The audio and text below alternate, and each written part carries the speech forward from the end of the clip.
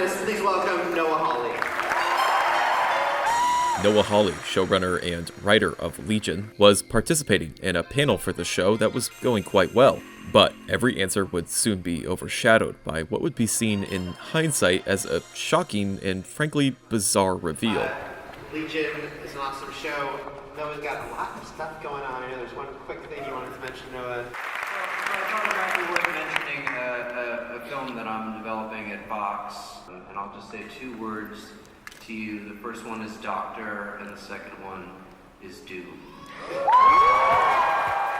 The months that followed were packed with confusing but strangely revealing interviews that still leave people scratching their heads. Described as, quote, unnervingly confident, Noah Hawley's honest comments offered glimpses into the chaos around Fox and Marvel Studios at the time. Marvel has refused to comment on this film, clearly hoping to bury it and move on. But the man behind it all seemingly never obeyed.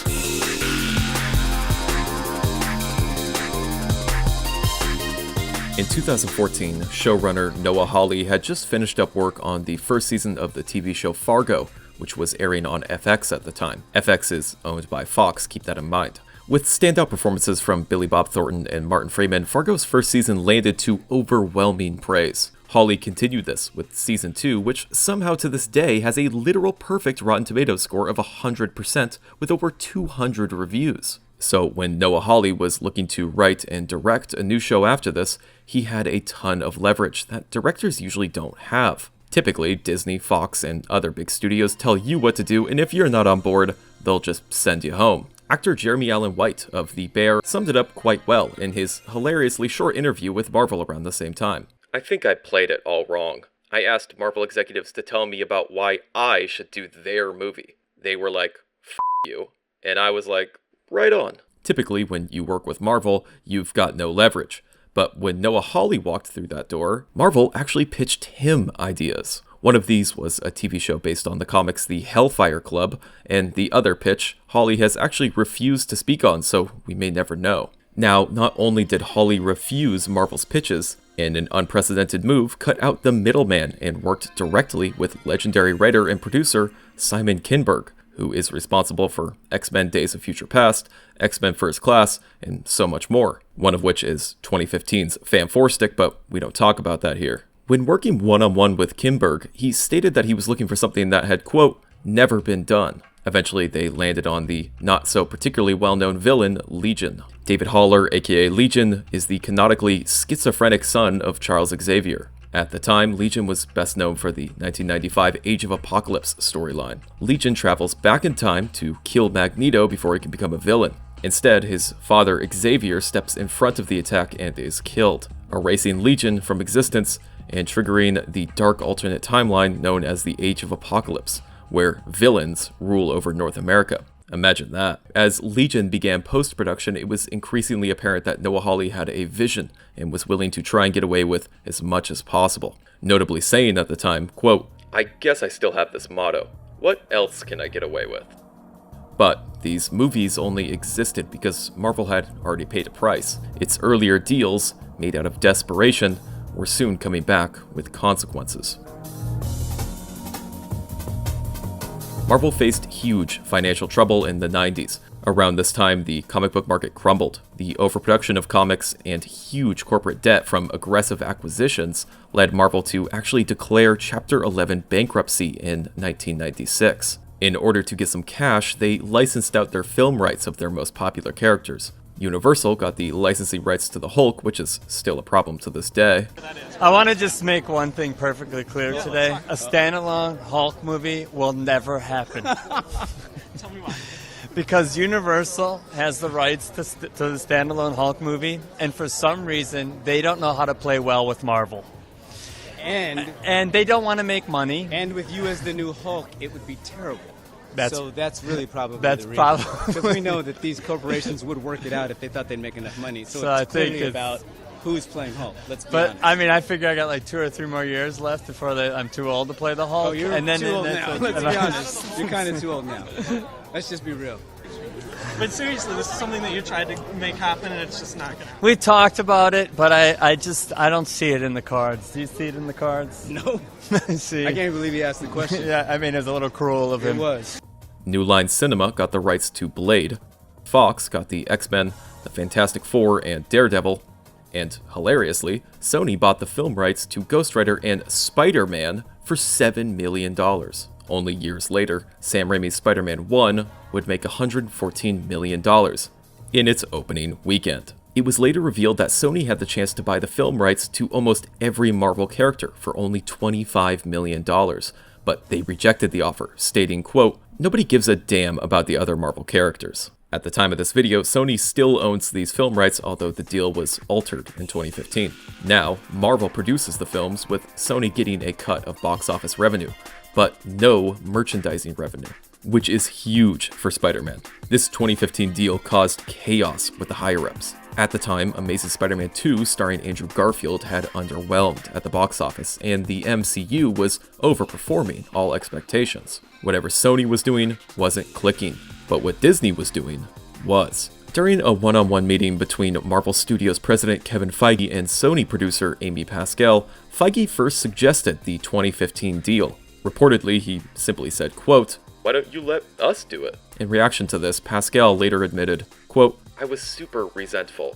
I think I started crying and threw him out of my office, or threw a sandwich at him. I'm not sure which." Although a rocky start, this deal ended up being agreed upon. Since then, this deal to share Spider-Man has not stopped causing drama for higher-ups. Only 4 years later, in 2019, it was announced that Disney and Sony were failing to come to terms on a new agreement to keep Spider-Man in the MCU.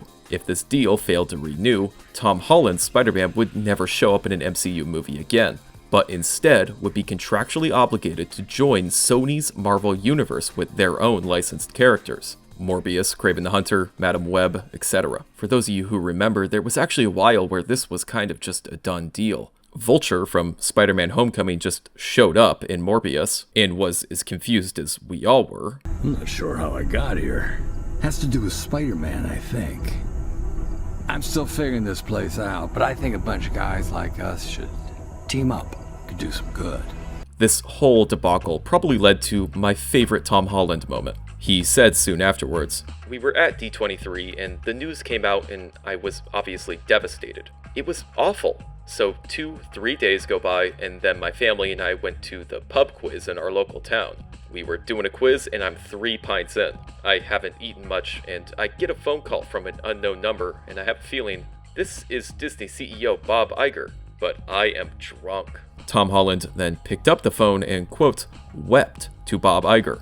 "I was really emotional because I felt like it was all coming to an end." We can't know what happened behind closed doors, but it's reported that this phone call swayed Bob Iger, and he ended the call with, quote, "There is a world in which we can make this work." Tom Holland's endearing reaction to this news was sidelined as the deal was approved. To casual audience members, nothing happened. But those within the production, they had no idea if they had lost their jobs or not. Even someone as rich and irreplaceable as Tom Holland. So, even though Noah Hawley had unprecedented leverage, the chaos at Disney and Fox and the fallout from decades-old deals meant that when he finally walked in, he had no idea he was stepping into a studio already buckling under its own weight.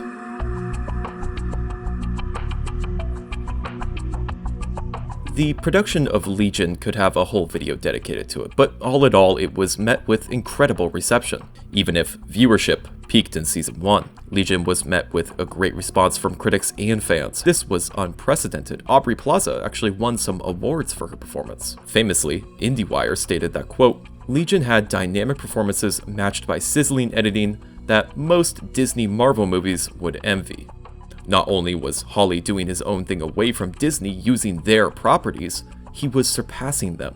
Although well received, even Legion's best viewership ratings were described as not great. Soon after, Hawley said that the 3rd season would be the final season, which he states was always his intent. Around the same time, Hawley was looking for his next project. Considering his work with X-Men's Simon Kinberg, it's no surprise he stuck close to 20th Century Fox.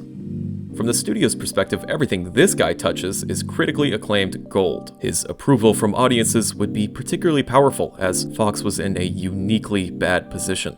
For those of you who remember, the vibes around Fox's Marvel films were unbelievably grim. 2015's Fan 4 Stick was critically panned and then flopped. 2016's X-Men Apocalypse had mid-reviews and mixed box office. The New Mutants, which was filmed at this time and delayed over and over and over in an attempt to fix it, was still critically panned and flopped. Similarly, X-Men's Dark Phoenix was filmed at this time and delayed over and over in an attempt to fix it, and then it was critically panned and flopped. And that's not even mentioning Channing Tatum's Gambit film and its countless delays. We have a script that's extraordinary, that we love, that Channing loves, and we've met with a bunch of directors in the last couple of weeks, and we're hoping to actually pick one in the next couple of weeks and shoot the movie maybe the end of this summer. Things were not going as planned. And keep in mind that this is hundreds of millions of dollars. One miss is enough to declare an emergency meeting, but this many happening around the same time is genuinely insane. The only movies at the time that were doing well were those with relatively small budgets and small crews with a vision. Deadpool 1 and Logan being the prime examples. Notice how both of these were essentially in their own world. For general audience members, these were seen as one-offs that you could just watch without knowing much else. With vibes at an all-time low at Fox, you can see why they may just trust a well-received director to do, frankly, whatever he wants. At this point, how could things get worse? This all culminated at Comic-Con 2017, when Noah Hawley took the hot seat and announced a project that would plague him for years. And I'll just say two words to you. The first one is Doctor, and the second one is Doom. I love Doctor Doom. They have the best Marvel villain of all time, and they continue to fuck it up. My initial reaction to all this is that when it comes to the Fantastic Four, Fox, go home, you're drunk. Noah Hawley said that he was going to be making a Doctor Doom movie. Why is Fox still trying? Is it pride? Is it money? Do they actually think they have a good idea this time? Isn't it time for them to give up on the Fantastic Four stuff? I think it's really healthy for us to have another player in the game like Fox cranking out these movies. And while I do love his work quite a bit, he's not exactly a ratings magnet. In fact, Legion halved its viewership by the end of the season. Nothing screams, give this man a movie deal. Fox sure likes him though. Why? Why take another shot at this when they've had failure after failure at it? If they try Doctor Doom and it doesn't work, dear God, just give it up. Just give it up and let it go. Because of Hawley's stellar track record, this announcement really broke out into the mainstream. The character of Doctor Doom received largely negative critical reviews with its execution in 05 and 07. And I would say that happened again in 2015, but I genuinely don't know who that character is supposed to be. People were literally begging for Doctor Doom done right, and it seemed like this was finally the moment. A guy who understands X-Men characters, has a proven track record already, and has leverage within the studio to get things done right. Genuinely, how could this not work out? For our sake, Noah Hawley has actually been very helpful. He's quite open in every interview and really tells it like it is. In so many of these quotes, he's reiterated that superheroes have received ample on-screen attention, but supervillains are well past due for their moment. When FX was airing Season 2 of Legion, Hawley was on a press tour, and when asked by the publication Observer about his vision for the film, he was quite open. As with Legion, my thought was that the superhero genre has a certain kind of movie covered. What else can the genre do? What's interesting to me about Doom's character is that he's the king of an Eastern European country. And is there a version of this that is more of a political thriller that mixes genres? As most know, in the comics, Doctor Doom rules the fictional European nation of Latveria. Although details vary from writer to writer, Latveria's people have seemingly high quality of life, but live under strict authoritarian control. He's complex, but traditionally written as a monarch and supervillain. It's something that Captain America Winter Soldier did really well, which was kind of making a Cold War thriller movie out of a superhero movie. This is different than that, but it does have this idea of, and I don't want to say too much about it, but it's a mixture of genres. The mandate is not to relaunch the Fantastic Four, as much as it is to take this fascinating and underserved character and really build a movie about him where we ask the question, is he a hero? Is he a villain? What does he really want? Hawley was quietly setting the stage for a morally gray Doctor Doom, positioned as a ruler with reasons. which may have been something the studio was not ready to handle. Unlike the secrecy of so many big-budget films at the time, over the course of a few years, he commented on the basic plots and bits and pieces, letting us all put it together from his own statements. The film began with Dr. Doom putting a dome over Latveria, now completely isolated to the outside world. 10 years later, Doom himself invites a female journalist to be his voice to the world, explaining his reason for isolation. The protagonist of the film would be the journalists themselves, as they interview Dr. Doom and slowly begin to piece together the real reasoning for Doom's actions. Hawley stated that it was important that the protagonist was, quote, someone without superpowers, in an aim to ground the story and show the immense impact of Doom's actions. Most see the protagonist as almost a self-insert role for the viewers. Latveria is a mystery, and you as a viewer construct ideas as to why Doom is doing what he's doing. Whenever asked, he would continually describe the film simply as a, quote, Cold War parallel. I can't believe I'm talking about this in a Cutshort video, but the Cold War saw tensions rising between the United States and Soviet Union. It's mostly defined as a nuclear arms race, but no direct large-scale fighting between the two nations due to the threat of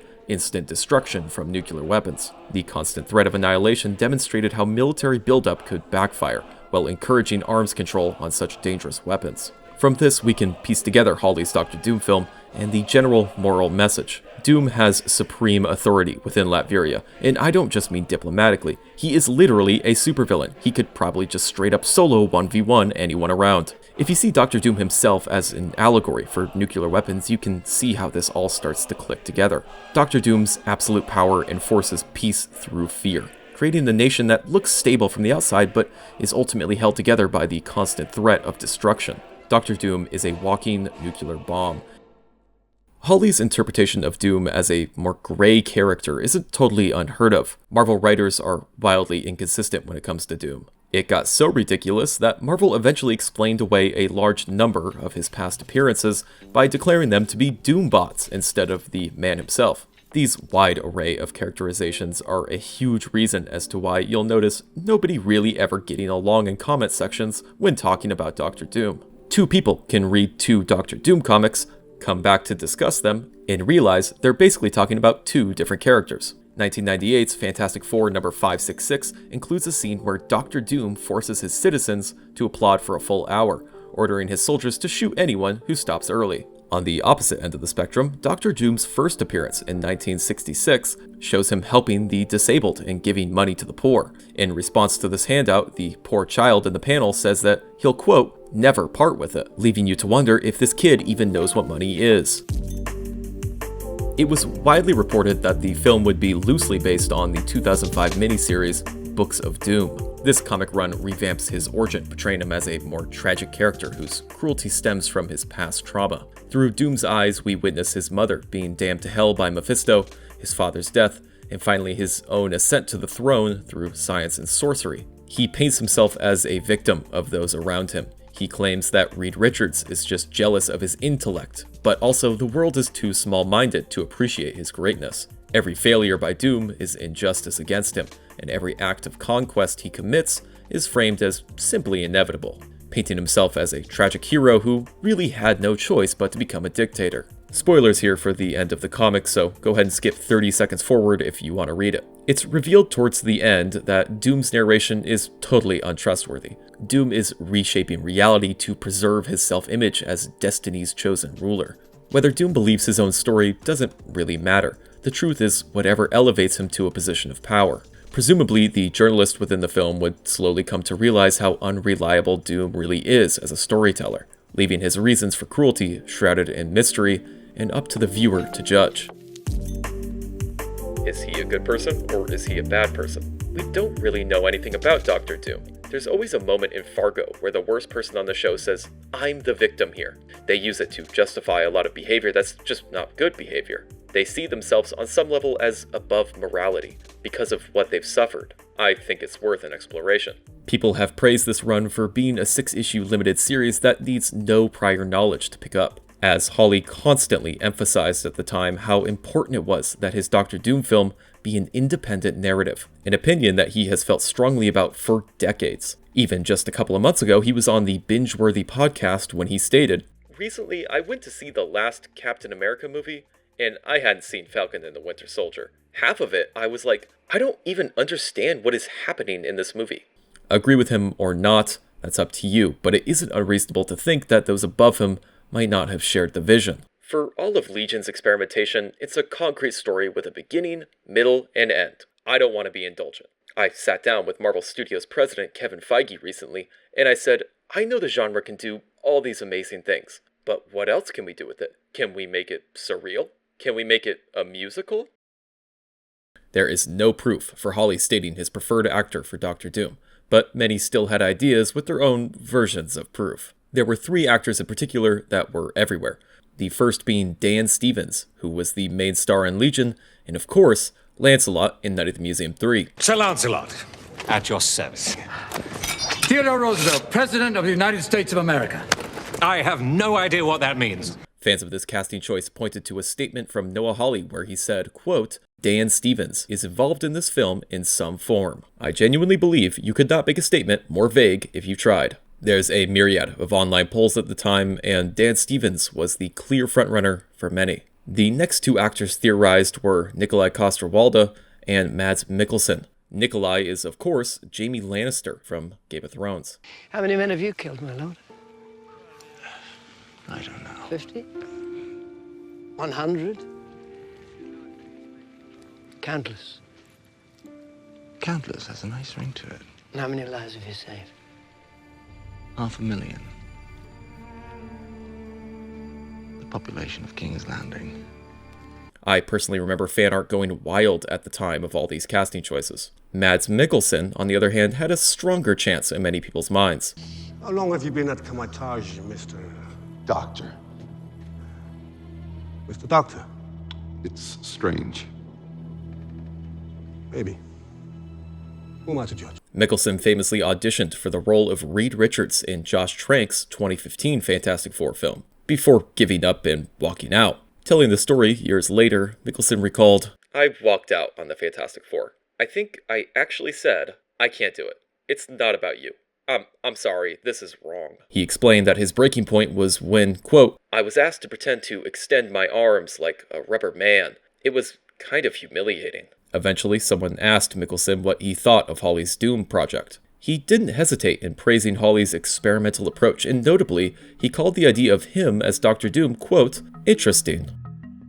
Soon after his announcement at Comic-Con, Noah Hawley would soon have an ominous one-on-one meeting with the Marvel Studios president. Kevin Feige bluntly asked him, Are you still working on the Dr. Doom script? Hawley then replied, Should I still be working on it? Neither have publicly stated what was discussed afterwards. What we do know, Hawley announced he had finished a draft of the screenplay and submitted it to Marvel Studios and Fox. Months later, he would reveal that he had, quote, yet to hear from Kevin Feige. Although the Doctor Doom film seemed meticulously planned, cracks were already beginning to appear. Hawley would soon be hit with news that threatened to upend his entire project before it even had a chance to take shape. On November 6, 2017, CNBC reported that Disney was quietly negotiating to acquire most of 21st Century Fox's entertainment assets. The deal would include huge studios like 20th Century Fox and FX. The real reason for buying 20th Century Fox was not the films in the pipeline like the Doctor Doom film, but the backlog of content. It's genuinely unreal how much they were able to buy. The X-Files, The Simpsons, Futurama, Family Guy, Legion, Modern Family, Alien, Predator, Planet of the Apes, Avatar, and most importantly for this story, the cinematic rights to IPs like the X-Men and Fantastic Four. Finally, after 25 years, some of the most important licensed characters that Marvel sold for relative pennies were going to be bought back. Soon after, Disney officially paid $52 billion for 20th Century Fox. This reality used to be considered so ridiculous that it was even a joke in The Simpsons over 20 years earlier. What followed was a massive internal restructuring in Disney, creating new divisions focused on streaming. Many saw the deal as a simple merger of brands, but Disney was completely rebuilding. Reactions were mixed. Most celebrities kept it light to presumably keep their jobs, but many within the industry were bracing for mass layoffs. The Wrap's Sharon Waxman estimated that over 4,000 jobs were eventually lost as a result of this merger. At the time, this was the most amount of layoffs for a single entertainment company ever. Just days after the leaks hit over the merger, Collider reached out to Noah Hawley for his initial reaction. I haven't had a single conversation yet about Dr. Doom. On some level, we're still looking at a period of time, probably a year at least, for this whole thing to go through. I don't know. I've been waiting for the phone to ring to see if anyone is going to have an opinion. Otherwise, it's just business as usual for me. Noah Hawley was telling the truth. Years later, he revealed that he never stopped working on refining the script, but he was seemingly left in the dark for a shocking amount of time. They may have a plan of their own in a desk drawer. I just don't know. So I think there's sort of a sense of uncertainty. Imagine that. You're planning for a huge film in your career and the company that you've worked for years just sells everything, including your own film, to another company without telling you. It may be understandable to not let Hawley know of the merger plans since those talks are so delicate, but what isn't is the complete lack of communication to him afterwards. Talks were being had about the Dr. Doom film internally as realities of the sale kicked in, but Hawley was never invited to those. I can't imagine what he was thinking at this time. When speaking with reporters, the directors and writers of Infinity War and Endgame, the Russo brothers, initially came to Hawley's defense. Joe Russo said, "I'd love to see Noah's interpretation of that character, but who knows what's going to happen." This is curious because they never once mentioned Hawley and his Dr. Doom movie again. In fact, the Russo brothers soon said after the statement that Dr. Doom would be one of the only characters that would bring them out of retirement and back to the MCU. Whether they heard from those above them not to mention Hawley's Doom movie, or they just simply switched up on their day one bro, will never be known. With everything in limbo and cuts seemingly on the way, fans wanted specifics. Was this film greenlit for full pre-production, or is it just quote-unquote in development? As the merger was coming to a close, Hawley was continually left on red. The phone hasn't rung. I love the script and what I did with it. Marvel seems to have a plan for everything. It would be great if I fell into that plan. The movie is done. Legion is done. I said to Kevin Feige, I assume you guys have a plan in the drawer somewhere for the Fantastic Four. And he smiled a little bit, but wouldn't confirm nor deny. Noah Hawley was left with more questions than answers, and he seemingly did not know more about the situation than those who were asking him. Instead of Dr. Doom becoming his first feature-length film, news of its cancellation broke while Noah Hawley was in the middle of production on Lucy in the Sky. Starring Natalie Portman, John Hamm, and Dan Stevens, this film was released to poor reviews. It's currently at a 22% on Rotten Tomatoes. On a budget of $26 million, it would gross a worldwide total of around $480,000. Deadline would describe the performance as simply, quote, terrible. After a turbulent start to production, Reese Witherspoon would leave the project and be replaced with Natalie Portman. He would later concede that it was, quote, not a movie for everybody. I did not have a great experience. Noah Hawley's name at the time was much more associated with this box office bomb than the Dr. Doom film. Not only did Doom seem dead in the water, people weren't even really talking about it anymore. All of the hype swapped to who was going to helm Disney's Fantastic Four, and as quick as the announcement hit, the people moved on. Marvel has been very purposely silent on any announced project before the Fox and Disney merger. They have their own idea for X-Men and the Fantastic Four, and whatever Fox agreed to before, whether it was a handshake or a contract, it was not going to hold up. The leverage that Noah Hawley had at Fox could only do so much. He was knocked out of the film before it even began.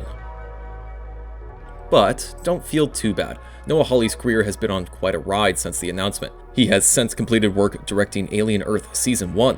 While reviews can be mixed, he has clearly cemented his place as a major force in television. And though we don't have more information on the Dr. Doom film yet, if history is any indication, it's only a matter of time before Hawley reveals more. If any new info comes to light, or if you think I've overlooked something, I'll make sure to update it here in the comments or on my Twitter. A self-contained Dr. Doom movie seems like it couldn't get more opposite than what we're getting now. Because we'll never know what this movie looks like, we may never know which one was the right decision. There's not many places people are discussing this movie anymore on the internet. It's really been swept under the rug, so let me know in the comments what you think. And as always, thank you so much for watching.